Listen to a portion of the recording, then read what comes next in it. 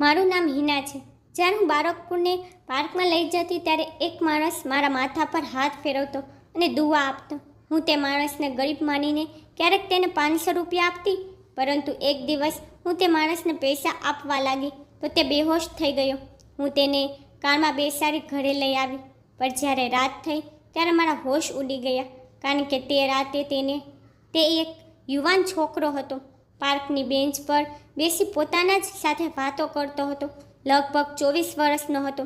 તે જોવામાં ખૂબ જ સુંદર હતો, પણ કદાચ પાગલ હતો કે પછી આશિક હતો. હું જ્યારથી મારા નવા બંગલામાં શિફ્ટ થઈ હતી, બાળકો મને રોજ બંગલા પાસેના નાના પાર્કમાં જવાની જીદ કરવા લાગ્યા. હું ઘરના બધા કામોમાંથી મુક્ત થઈને સાંજે બાળકોને બહાર લઈ જતી. બગીચામાં આવવાનો આજે મારો 3જો દિવસ હતો. જ્યારે હું તે માણસ તરફ જોઈ રહી હતી, તે રોજ એક જ બેન્ચ પર બેસીને પોતાની સાથે વાતો કરતો રહેતો. ક્યારેક તે હસતો અને ક્યારેક તે રડતો. નજીકમાં બાળકો ફૂટબોલ રમતા હતા, પણ તે દરેક વસ્તુથી બેધ્યાન થઈને પોતાની દુનિયામાં મગન હતો. હું બેન્ચ પર બેસીને બાળકોને જોતી. તે માણસ મારી નજર સામેની બેન્ચ પર બેઠો રહેતો. તેના કપડાં જોઈને એવું લાગતું હતું કે તે ખૂબ જ ગરીબ છે. જૂના કપડાં પહેર્યા હતા. હું બાળકો સાથે જતી તો થોડો નાસ્તો સાથે લઈ જતી હતી. હું બાળકો તરફ જોઈ રહી હતી. જ્યારે તે પાગલ માણસ ઊભો થયો અને મારી તરફ જોવા લાગ્યો અને મારી તરફ ચાલવા લાગ્યો. મને થોડી બીક પણ લાગી રહી હતી કે તે મારી તરફ કેમ આવી રહ્યો છે. વળી તે પાગલ હતો અને મને ડર હતો કે તે મને કોઈ નુકસાન પહોંચાડી શકે છે. હું ખૂબ જ નર્વસ હતી, પરંતુ તે માણસ મારી પાસે આવ્યો અને માથું ખંજરવા લાગ્યો. કહેવા લાગ્યો, એ છોકરી, મને ખાવાનું આપ, મને બહુ ભૂખ લાગી છે. આ સાંભળીને મારો ડર થોડો ઓછો થયો. શરૂઆતમાં તો મારો જીવ જ નીકળી ગયો હતો. કદાચ તે ભૂખ્યો હતો. મેં ટિફિનમાંથી તેને સેન્ડવિચ આપી. તે સેન્ડવિચ તેને તરત જ મારા હાથમાંથી લઈ લીધી અને કહેવા લાગ્યો, તું બહુ સારી છે, નહીંતર જ્યારે પણ હું કોઈ પાસેથી ખાવાનું માંગુ છું ત્યારે તે મને મારે છે અને કહે છે, કામ કરીને ખા, તું તો યુવાન છો. મારું અનુમાન સાચું હતું. એ ગરીબ વ્યક્તિ પાગલ હતો. કદાચ તે માનસિક રીતે પણ ઠીક ન હતો. મેં પર્સમાંથી 500ની નોટ કાઢી અને તેને આપી, પણ મને ખબર નહોતી કે તે 500ની નોટ પકડીને મારી સાથે આવું કરી શકે છે. જ્યારે તેને મારા હાથમાંથી 500 રૂપિયાની નોટ જોઈ તો તે હાથના ઈશારાથી બોલ્યો નહીં. તેના બદલે તેને કહ્યું, મારે આ જોતું નથી. તેને કહ્યું, મને એક વધુ સેન્ડવિચ આપ. મેં આ સાંભળ્યું તો મને હેરાનગી થઈ. તે સેન્ડવિચનું નામ બરાબર લઈ રહ્યો હતો. મેં તેને બીજી સેન્ડવિચ આપી અને 500ની નોટ પણ આપી. મેં કહ્યું, આ રાખ, તને ઉપયોગી થશે. મેં વિચાર્યું, ચાલો બાળકોના નામે સારું કરીએ. પણ એ પછી તેને હાથ લંબાવીને મારા માથા પર મૂક્યો. હું આ બધાથી પાછળ હટી ગઈ હતી. આ કેવી ક્રિયા હતી? કહેવા લાગ્યો, ખુશ રહો, આબાદ રહો. આટલું કહી તે ત્યાંથી ચાલ્યો ગયો. પણ આ શું હતું? તેને આવું કેમ કર્યું? ન તો તે મારાથી મોટી કોઈ વ્યક્તિ હતી જે મારા માથા પર હાથ મૂકીને મને આશીર્વાદ આપતી, અને ન તો કોઈ નિયત વ્યક્તિ હતો. પછી હું બાળકોને લઈને ઘરે આવી હતી. મારા પતિની કામની દિનચર્યા એવી હતી કે ક્યારેક તેઓ એક દેશમાં હોય તો ક્યારેક બીજા દેશમાં હોય. તેઓ અઠવાડિયામાં ફક્ત 2-3 દિવસ જ ઘરે રહેતા હતા, અને તે દિવસોમાં હું મારા પતિને જે ગમતું તે રાંધતી અને તેમને ખવડાવતી. પરંતુ મારા પતિ ઘરે હોય કે ન હોય, તે મારા માટે સમાન બનવા લાગ્યું. જ્યારથી તેને નવો ધંધો શરૂ કર્યો, તે હંમેશા પોતાના વ્યવસાયમાં પ્રગતિ માટે કામ કરતા હતા. જ્યારે પણ હું તેની પાસે બેસતી ત્યારે તે કોઈ સાથે ફોનમાં વ્યસ્ત હોતા. મારા પતિના વ્યસ્ત હોવાને કારણે હું એકલતાનો શિકાર બની ગઈ હતી. તેને મને જરા પણ સમય આપ્યો ન હતો. મારા 2 બાળકો હતા, જે બંને શાળાએ જતા હતા. ઘરમાં દરેક કામ માટે નોકર હતા. પૈસાની કોઈ કમી ન હતી, કોઈ વસ્તુની કમી ન હતી. માત્ર એક જ વસ્તુનો અભાવ હતો, તે મારા પતિનો. મારા પતિ આગમન પહેલાં હું સરસ તૈયાર થતી કે કદાચ તે મારી તરફ જોશે, મારી સાથે સમય વિતાવશે. પણ એવું કંઈ ન હતું. ધંધો અને પૈસા તેમના જીવનમાં બધું જ હતું. જ્યારે પણ હું ફરિયાદ કરતી ત્યારે તે કહેતા કે હું જે પણ કરું છું તે તારા અને બાળકો માટે જ કરું છું. જો હું કાલે પૈસા કમાઈશ તો તે તમારા લોકો માટે જ ઉપયોગી થશે. મેં તેને કહ્યું, રોહન, બિઝનેસ સાથે તમારી મને અને બાળકોને પણ જરૂર છે, અને તમે જેટલી કમાણી કરો છો તે અમારા માટે ઘણી છે. પરંતુ મારી વાત પર તે મારી સામે જોવા લાગ્યા અને બોલ્યા, પણ આટલું મારા માટે કાફી નથી. મારે ઘણા પૈસા કમાવા છે. હવે મારા રોહન સાથે ઝઘડા થવા લાગ્યા. મેં તેને વારંવાર કહ્યું કે મારે તેની જરૂર છે, પરંતુ તે સાંભળતો ન હતો. તે કહેવા લાગ્યા કે આ જીવન છે, કોઈ નાટક કે વાર્તા નથી કે હું તારી પાછળ ગુલાબનું ફૂલ લઈ ફરતો રહું અને પ્રેમ વ્યક્ત કરું. શું તું પાગલ છો? આટલું કહીને તે ઝડપથી માથું ફેરવીને સૂઈ જાય છે. મારા પતિને મારા પર ધ્યાન ન આપવાથી મેં મારા જીવનમાં એક પગલું ભર્યું જે મારે ન લેવું જોઈતું હતું, જે સ્ત્રીઓ માટે અપમાનનું કારણ બને છે, પરંતુ હું તેમાં મારો દોષ માનતી ન હતી. જ્યારે પણ હું બાળકોને પાર્કમાં લઈ જતી ત્યારે તે પાગલ બેન્ચ પર બેઠેલો જોવા મળતો હતો. આજે પણ હું બેન્ચ પર બેસીને મારા પતિ વિશે વિચારતી હતી કે તે પણ અમારી સાથે પાર્કમાં આવીને બાળકો સાથે સમય વિતાવે તો કેવું સારું થાત. મારી આંખમાંથી આંસુ વહેવા લાગ્યા હતા અને તે પાગલ મારી સામે બેઠો હતો, મને ધ્યાનથી જોઈ રહ્યો હતો. હું વારંવાર આંસુની ધાર વહાવતી હતી અને મારા આંસુ છુપાવવાનો પ્રયત્ન પણ કરી રહી હતી. મારે રડવું ન હતું, પણ આજે તો જાણે મારા આંસુ પર કાબૂ ન હતા. થોડી વાર પછી તે પાગલ મારી પાસે આવ્યો અને કહ્યું, એ છોકરી કેમ રડે છે? શું તારી માતાએ તને મારી છે? આટલું કહી તે મારી બેન્ચ પર બેસી ગયો. પછી તેને કહેવાનું શરૂ કર્યું, જો હું જાણું છું કે જ્યારે કોઈને થપ્પડ પડે છે ત્યારે તેને ઘણું દુઃખ થાય છે, રડવું પણ આવે છે, પણ મને જુઓ, મારી માં મારા મોઢા પર 2 વાર થપ્પડ મારે છે. પછી તેને તેના બંને ગાલ પર આંગળીઓ મૂકી અને કહ્યું, એક અહીં એક અહીં, તો પણ હું રડતો નથી. તે કદાચ મને ચૂપ કરાવવાનો પ્રયાસ કરી રહ્યો હતો. આ સાંભળી હું હસવા લાગી. મને આટલું હસતી જોઈને તે પણ હસવા લાગ્યો અને બોલ્યો, હા, તમે હસતા જ સારા લાગો છો, હસ્યા કરો. મેં વિચાર્યું કે હું મારો સમય પસાર કરવા તેની સાથે જ વાત કરી લઉં. મેં કહ્યું, તારા મા બાપ ક્યાં રહે છે? તે કહેવા લાગ્યો કે તે બંગલાની પાછળ સૌથી જૂનું ઘર છે, એ મારું ઘર છે. તમે ત્યાં આવો તો કોઈને પૂછજો, રોહુ પગલાનું ઘર ક્યાં છે, તે તમને મારા ઘરે મૂકી જશે. પાડોશના બધા લોકો મને રોહુ પગલો કહે છે. મેં કહ્યું, તમે કોઈ કામ કેમ નથી કરતા? પાર્કમાં કેમ બેઠા રહો છો?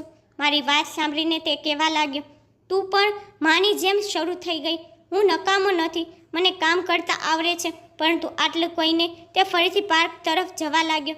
તેને કહ્યું, તમે મને કહો કે હું શું કરું? પૈસા કમાઈને જીવનના 4 દિવસ છે, તેમાંથી 2 દિવસ વીતી ગયા છે. આ વર્ષે હું 25 વર્ષનો થઈશ. મેં કહ્યું, તારા ઘરમાં બીજું કોણ રહે છે? મારા પ્રશ્ન પર તે ઊંડા વિચારમાં પડી ગઈ. મેં કહ્યું, શું થયું રોહુ? બોલ, તારા ઘરમાં બીજું કોણ કોણ છે? તારા કેટલા ભાઈ બહેનો છે? મારા સવાલ પર તેને ઊંડો શ્વાસ લીધો અને કહેવા લાગ્યો, તે જ યાદ કરું છું, ઘણા બધા ભાઈઓ છે. મને ગણતરી કરી કેવી રીતે કરવી તે પણ ખબર નથી. 6-7 બેન છે અને 4-5 ભાઈ. મેં કહ્યું, બધાથી મોટું? તેને કહ્યું, મોટું શું? બધાથી મોટો હું જ છું. અને તમે જાણો છો, મોટા બનવું એ સૌથી મોટું પાપ છે. માં કહે છે, કામ કર, હું તને ઘરે મફતનો રોટલો તોડવા નહીં આપું. આટલું કહીને તે હસવા લાગ્યો અને કહેવા લાગ્યો, માતા વિચારે છે કે જો તે મને રોટલી નહીં આપે તો હું મરી જઈશ. ચાલો જોઈએ, જો માતા ન આપે તો તમે મને ખાવા માટે સેન્ડવિચ આપો છો. તો આટલી મહેનત કરવાની શું જરૂર છે? કદાચ તે મહેનતથી ડરતો હતો. તેને મને કહ્યું, જીવનના 4 દિવસ છે, આનંદ કરો અને મરી જાઓ. આટલું કહી તે ઊભો થયો. મેં કહ્યું, રોહુ ઊભો રહે. ત્યારે તેને મારી તરફ જોયું. મેં કહ્યું, આલો, તમારી માતાને આપજે અને તમને કહે કે તે પૈસા કમાયા છે. તે હસવા લાગ્યો. પછી તે મારી પાસે આવ્યો અને મારા માથા પર હાથ મૂકીને કહેવા લાગ્યો, ખુશ રહો, આબાદ રહો. આટલું કહી ફરી તે ચાલ્યો ગયો. પણ મને થયું, મારા માથા પર હાથ મૂકીને તેને આવું કેમ કહ્યું? જો કે તે ઉંમરમાં મારાથી 2-3 વર્ષ જ નાનો હશે. ક્યારેક હું વિચારતી કે તે પાગલ થવાનું નાટક કરે છે જેથી તેને કમાવું ન પડે. પણ બીજે જ દિવસે મેં તે પાગલને જે કંઈ કરતા જોયો તે જોઈ મને આઘાત લાગ્યો. જો કે મારું ઘર પાર્કથી 15 મિનિટ દૂર હતું. હું જ્યારે પણ પાર્કમાં જતી ત્યારે તે યુવાન પાગલ માણસ ત્યાં પહેલેથી જ હતો અને તેના ત્યાંથી નીકળ્યા પછી જ હું બાળકો સાથે ઘરે જતી. બીજે દિવસે કોઈએ મારા બંગલાની ઘંટી એવી રીતે વગાડી જાણે તે ભૂલી ગયો હોય કે તેને ઘંટી પર હાથ રાખ્યો છે. મને ચોકીદાર પર ગુસ્સો આવવા લાગ્યો. મેં કહ્યું, આ પાગલ કોણ છે જે આવી રીતે ઘંટી વગાડે છે? ચોકીદાર કહેવા લાગ્યો કે કોઈ પાગલ છે, તે કહે છે કે તમારી માલકીનને બોલાવો, મારે તેની સાથે વાત કરવી છે. જ્યારે મેં કહ્યું કે અહીંથી નીકળી જાઉં ત્યારે તે માન્યો નહીં. જ્યારે હું દરવાજે આવી ત્યારે પાગલને જોઈને મને પહેલીવાર તેના પર ખૂબ ગુસ્સો આવ્યો. મેં કહ્યું, તમે અહીં કેવી રીતે આવ્યા? તેને કહ્યું, હું તમારું ઘર જાણું છું. મેં કહ્યું, આ શું બદતમીઝી છે? કોઈના ઘરે આ રીતે બેલ વગાડ્યા? આ સાંભળી થોડી વાર તે ચૂપ રહ્યો. પછી તેને કહ્યું, મને ભૂખ લાગી હતી, તેથી મેં આજે તમારા ઘરે આવીને જમવાનું વિચાર્યું. મને એ ખબર ન હતી કે તેને મારા ઘરનું સરનામું કેવી રીતે ખબર પડી, પણ મને તેના પર બહુ ગુસ્સો આવ્યો. મેં કહ્યું, તમે અહીં રાહ જુઓ, હું નોકરાની સાથે ભોજન મોકલી આપીશ. ચોકીદારે કહ્યું, મેડમ આ પાગલ છે. જો તમે તેને એકવાર ખવડાવશો તો તે દરરોજ અહીં ખાવા આવશે. તમે કહો તો હું તેને અહીંથી લાકડી વડે ભગાડું છું. મેં કહ્યું, ના, રહેવા દો, હું જમવાનું મોકલાવું છું. પછી મેં એક નોકરાનીને તેને જમવાનું આપવા મોકલી. થોડીવાર પછી નોકરાની ખોરાક લઈને પાછી આવી. મેં કહ્યું, શું થયું? તે પાગલે જમ્યું નહીં? તેને કહ્યું, હું બહાર ગઈ ત્યારે તે ચાલ્યો ગયો હતો. મને આશ્ચર્ય થયું કે તે જમવા આવ્યો તો જમ્યા વિના કેમ ચાલ્યો ગયો? થોડા સમય પછી મારા પતિ ઘરમાં પ્રવેશ્યા. તે કેનેડાથી પાછા આવ્યા હતા. હું તેને જોઈને જરાય ખુશ ન હતી, કારણ કે કેનેડા જતાં પહેલાં તે મારી સાથે લડ્યા હતા. તેને મારી પરવા ન હતી તો હું શા માટે તેની પરવા કરતી? તે કહેવા લાગ્યા કે મને બહુ ભૂખ લાગી છે, ઝડપથી જમવાનું આપ. મેં નોકરાનીને ભોજન પીરસવાનું કહ્યું અને હું પોતે રૂમમાં ગઈ. પહેલાં જ્યારે પણ મારા પતિ આવતા હતા ત્યારે હું તેના માટે ભોજન વ્યવસ્થા કરતી અને જ્યારે તે જમવા બેસે ત્યારે હું સામેની ખુરશી પર બેસતી. પણ આજે હું રૂમમાં ચાલી ગઈ. મેં વિચાર્યું કે કદાચ મારો રવૈયો જોઈને મારા પતિના રવૈયામાં થોડો ફરક લાગશે, પણ તેમને કોઈ ફરક ન પડ્યો. તેને આ વાતનો ખ્યાલ પણ નહોતો.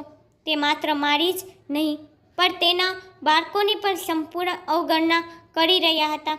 બીજા દિવસે હું બાળકો સાથે પાર્કમાં ગઈ ત્યારે સામે પેલો પાગલ બેઠો હતો, પણ મને જોઈને તેને ગુસ્સાથી કપાળ પર હાથ માર્યો અને પોતાનો રંગ બદલી નાખ્યો, જાણે તે મારાથી નારાજ હોય. બાળકો ત્યાં રમવા લાગ્યા. હું મારી બેન્ચ પર બેસવાને બદલે હું પેલા પાગલની નજીક ગઈ. મને જોઈને તેને પોતાનું વર્તન બદલી નાખ્યું. મેં કહ્યું, તને શું થયું રોહુ? તું કેમ મોઢું આવું કરે છે અને ખાધા વગર કેમ નીકળી ગયો? તે કહેવા લાગ્યો, તને શું? તું મારી સાથે ભિખારી જેવું વર્તન કરવા લાગી છે. હું તને મિત્ર માનીને ત્યાં આવ્યો હતો. મેં કહ્યું, હું ગુસ્સે હતી કારણ કે તમે બેલ ખૂબ જ ખરાબ રીતે વગાડી હતી. પછી મેં મારા ટિફિનમાંથી તેને સેન્ડવિચ આપી. પછી તેને મારી સાથે વાત કરવાનું શરૂ કર્યું. પણ આજે મેં પહેલી વાર જોયું કે તેને મારી સામે જોઈને વાત તો કરી, પણ તેની આંખો આખા પાર્કમાં ફરતી હતી. આ બધું હજી પૂરું થયું ન હતું ત્યારે પાર્કમાં ઘણા હવાલદાર હાથમાં હથિયાર લઈ આવી ગયા. આ જોઈ રોહુનો રંગ ઉડી ગયો. તેને સેન્ડવિચ ત્યાં જ ફેંકી દીધી અને એવી રીતે ભાગ્યો કે તેને જોઈને હવાલદાર પર ભાગવા લાગ્યા. તેનો પીછો કરવા લાગ્યા. પોલીસ કર્મીઓએ જણાવ્યું હતું કે કોઈ તેની જગ્યા પરથી હટશે નહીં. તે એક નાનકડો પાર્ક હતો. રોહુ તેની દિવાલ કૂદી ભાગી ગયો તો 2 પોલીસ કોન્સ્ટેબલ તેની પાછળ દોડ્યા. તે રોહુને પકડવા માંગતા હતા. હવે મને ડર લાગવા માંડ્યો કે આ માણસ કોણ છે. પછી કોન્સ્ટેબલે મને અને પાર્કમાંના બધા લોકોને ભેગા કરવા માંડ્યા. એક પછી એક દરવાજો ખોલી બધાને મોકલવા લાગ્યા. હું પણ બાળકો સાથે ઘરે આવી. આ બધું જોઈને બાળકો પણ ડરી ગયા. મેં તેમને શબ્દોથી સાંત્વના આપી અને તેમને ખવડાવીને સુવડાવવા લાગી. પણ મારું ધ્યાન રોહુ તરફ જ હતું. શું તે ખરેખર પાગલ હતો? શું તે ચોર હતો? એક પછી એક સવાલ મારા મનમાં દોડી રહ્યા હતા, પણ મારી પાસે કોઈ જવાબ ન હતો. બીજા દિવસે જ્યારે મેં મારા બાળકોને પાર્કમાં જવાનું કહ્યું ત્યારે તેઓએ ના પાડી. તેને કહ્યું, અમને ડર લાગે છે, ત્યાં પોલીસ છે. મારું હૃદય બેચેન હતું. હું રોહુ વિશે જાણવા માંગતી હતી, પણ મને ખબર નહીં કે હું તેના વિશે કેમ જાણવા માંગતી હતી. એટલા માટે હું એકલી પાર્કમાં ચાલી ગઈ હતી. સામેની બેન્ચ પર તે બેસતો હતો, પણ આજે તે ખાલી હતી. મારી આંખો આખા પાર્કમાં ડાબે અને જમણે ફરતી હતી. મેં આખા પાર્કમાં જોયું, પણ તે ક્યાંય દેખાતો ન હતો. પણ તેને એકવાર મને કહ્યું હતું કે તે બંગલાની પાછળની ઝૂંપડીપટ્ટીમાં રહે છે. મેં વિચાર્યું કે હું જઈને જોઉં કે તેનું ઘર ક્યાં છે. હું બંગલાની પાછળની એક ઝૂંપડીપટ્ટીમાં આવી જ્યાં નાના કાચ મકાનો હતા. તે ગરીબ લોકોની વસ્તી હતી. એક શેરીમાં નાના બાળકો રમતા હતા. મેં તેને પૂછ્યું કે પાગલ રોહુ ક્યાં રહે છે? મને તેના ઘરનું સરનામું જણાવો. આ સાંભળીને બાળક વિચિત્ર નજરે મારી સામે જોવા લાગ્યો અને કહેવા લાગ્યો, કોણ પાગલ રોહુ? અમે કોઈને ઓળખતા નથી. મેં કહ્યું કે તે પાગલ માણસ છે. તેને મને તેનું સરનામું જણાવ્યું અને તે આ વિસ્તારમાં રહે છે. પરંતુ તેઓએ કહ્યું કે તેઓએ ક્યારેય આવા વ્યક્તિને જોયો નથી અને અમે આવા વ્યક્તિને ઓળખતા નથી અને અમે આ નામ પહેલીવાર સાંભળી રહ્યા છીએ. ત્યાં પહોંચી મેં ઘણા લોકોને રોહુ વિશે પૂછ્યું, પણ તેઓ અજાણ્યા હતા. બધાએ કહ્યું આવી કોઈ વ્યક્તિ અહીં રહેતી નથી. મને આશ્ચર્ય થયું કે તેને મને ફક્ત આ સરનામું આપ્યું હતું. પછી હું આ વિસ્તારમાંથી નીકળીને પોતાના ઘરે આવી હતી. 3 દિવસ વીતી ગયા હતા. હું દરરોજ પાર્કમાં જતી અને રોહુને શોધતી, પણ તે ન મળ્યો. 4 દિવસે જ્યારે હું પાર્ક ગઈ ત્યારે તે મારી સામે બેઠો હતો. હું ભાગતી તેની પાસે ગઈ અને તેને કહ્યું કે તમે 3 દિવસથી ક્યાં હતા. મારી વાત પર તેને કોઈ જવાબ ન આપ્યો. મારી વાત સાંભળીને એ મને જવાબ આપવાને બદલે ઊભો થઈ ગયો. કદાચ તે ત્યાંથી જવા માંગતો હતો, પણ ઠોકર મારીને પાર્કમાં પડી ગયો. તેને જોઈને મારા હોશ ઉડી ગયા. મેં મદદ માટે ઘણા યુવકોને બોલાવ્યા અને તેને મારી કારમાં હોસ્પિટલ લઈ ગઈ. ડૉક્ટરે તેને ડ્રીપ લગાવી. તેમનું બીપી ઓછું હતું. મને લાગ્યું કદાચ તે 3 દિવસથી ભૂખ્યો અને તરસ્યો હશે, તેથી લો બીપીને કારણે તે બેભાન થઈ ગયો હતો. તે હજુ બેભાન હતો, પણ હું તેને મારા ઘરે લઈ આવી. મેં નોકરને કહ્યું કે તેને ગેસ્ટ રૂમમાં સુવડાવો, પણ રાત્રે મારી સાથે જે કંઈ થયું તેનાથી હું ચોંકી ગઈ. રાત્રે જ્યારે હું બાળકોને સુવડાવી ત્યારે રૂમની બહાર આવી ત્યારે મારા રૂમનો દરવાજો બહારથી કોઈએ બંધ કરી દીધો હતો. આ જોઈને મને આશ્ચર્ય થયું કે મારા રૂમનો દરવાજો કેમ બંધ હતો. મેં દરવાજો ખખડાવવાનું શરૂ કર્યું, પણ દરવાજો કોઈએ ખોલ્યો નહીં. હવે મને ડર લાગવા લાગ્યો હતો કે કદાચ એ પાગલ માણસ ચોર હતો. તેને મને રૂમમાં બંધ કરી દીધી અને હવે તે મારું ઘર લૂંટવા જઈ રહ્યો છે. હું તેને મારા ઘરે કેમ લાવી? થોડી વારમાં અવાજો આવ્યા અને પછી ગોળીબારના અવાજો સંભળાવા લાગ્યા. આ સાંભળીને મારા હોશ ઉડી ગયા. મારો દરવાજો ખુલ્યો તો સામે પોલીસ હતી અને તે પાગલ રોહુ પર ત્યાં હાજર હતો. મને આ જોઈને નવાઈ લાગી. પોલીસે મારા પતિની ધરપકડ કરી હતી. તેને પકડીને કહ્યું કે અમે તમને ઘણા સમયથી શોધી રહ્યા હતા. તું બહારના દેશમાં જઈને ગેરકાનૂની કામ કરે છે. હું જેને પાગલ માણસ સમજી રહી હતી તે પોલીસ ઇન્સ્પેક્ટર હતા. તેને કહ્યું કે તેના ઘરની ઉપરના સ્ટોરરૂમમાં તે તમામ સામાન છે જે તે ગેરકાયદેસર રીતે લાવે છે અને વેચે છે. મને ખબર ન હતી કે મારા પતિ ગેરકાયદેસર કામ કરે છે, એટલા માટે તે આટલા પૈસા કમાઈ રહ્યો હતો. પોલીસ મારા પતિને પકડીને લઈ ગઈ હતી, પરંતુ તે પાગલ માણસ હજી ત્યાં જ હતો અને તે ફરીથી મારી પાસે આવ્યો અને કહેવા લાગ્યો, માફ કરશો, પણ મારે તમારા પતિને સબૂત સાથે પકડવા માટે આ બધું નાટક કરવું પડ્યું. તેને કહ્યું કે હું તમારા પતિને ઓછામાં ઓછી સજા આપવાનો પ્રયત્ન કરીશ, પરંતુ ત્યારે જ શક્ય છે જો તે સાચા અર્થમાં પોતાના કામનો ત્યાગ કરે. તેને મારા માથા પર હાથ મૂક્યો અને કહેવા લાગ્યો, ખુશ રહો અને આબાદ રહો. એમ કહીને તે ત્યાંથી ચાલ્યો ગયો. સાચે જ તેને મારા પતિની સજા ઓછી કરાવી હતી. જ્યારે મારા પતિ 4 વર્ષ પછી પાછા આવ્યા ત્યારે તે પોતાની ભૂલનો પસ્તાવો કરી રહ્યા હતા અને તેને તમામ ખોટા કાર્યોનો ત્યાગ કર્યો હતો. મિત્રો, પૈસા હાથનો મેલ છે. એકવાર ચાલ્યો જાય તો તમે બીજી વખત મહેનત કરીને કમાઈ શકો છો, પણ સમય પસાર થઈ જાય તો સમય ફરી પાછો લાવી શકાતો નથી.